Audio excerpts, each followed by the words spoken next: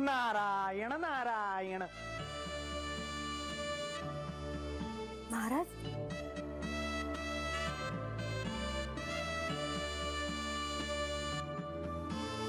मी आलेच।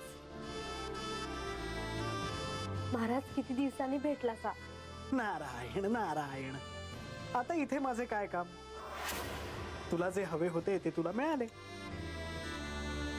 तुझा संसारही सुरू झाला, तुझे प्राप्तव्य तुला मिळाले। असं नका म्हणू महाराज।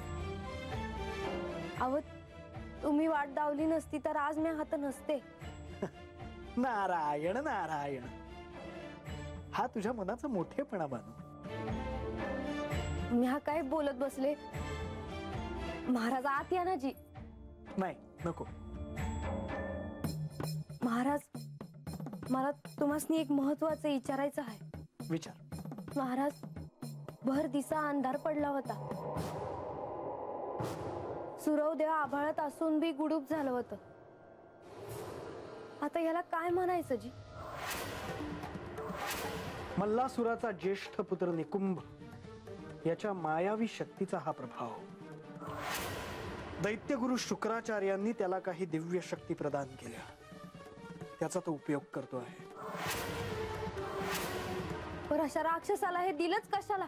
त्यांना वाटलं की तो दैत्य कुळाचा उद्धार करेल, पण त्याच्या पापाचा घडा भरायचाच अवकाश होता। आता श्री खंडेरायांपासून त्याला कुणीही वाचवू शकत नाही। पर जसा दिसा अंधार पडला तसाच उजाड भी आला, हे कसं? हाही एक शक्तीचाच प्रयोग होता। म्हणजे प्रजेवरचं हे संकट कोणी दूर केलं माहित आहे? नाही।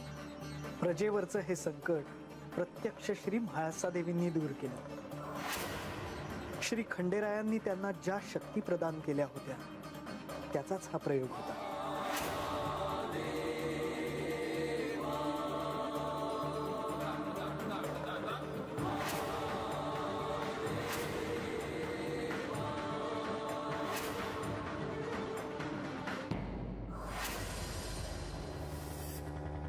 बंधू, सर्वजण आपलीच प्रतीक्षा करत आहेत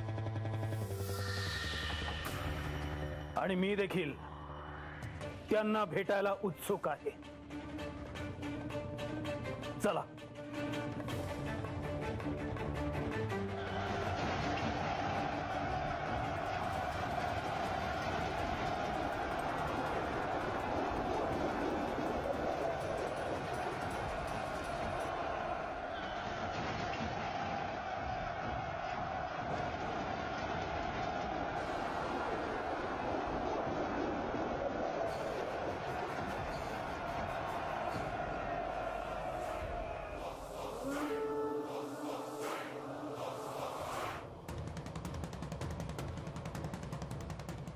ज्या क्षणाची आपण सर्वजण आतुरतेने वाट बघत होतो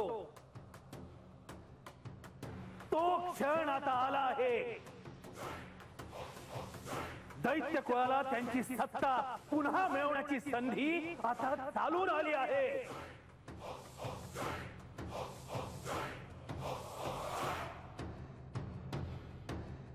आणि आता या वेळी आपल्याला ही संधी सोडता कामा नये।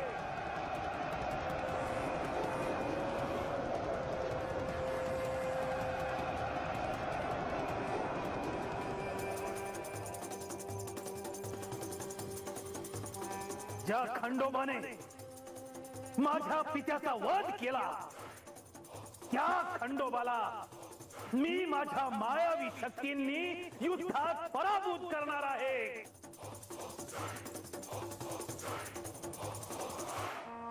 आणि हे सारे केवळ तुमच्यामुळे शक्य होणार आहे।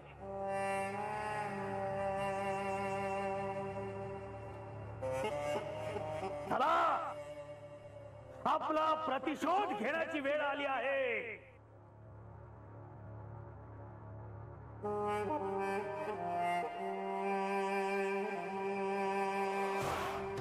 खंडेराय, सज्ज हो आता माझ्याशी युद्धाला.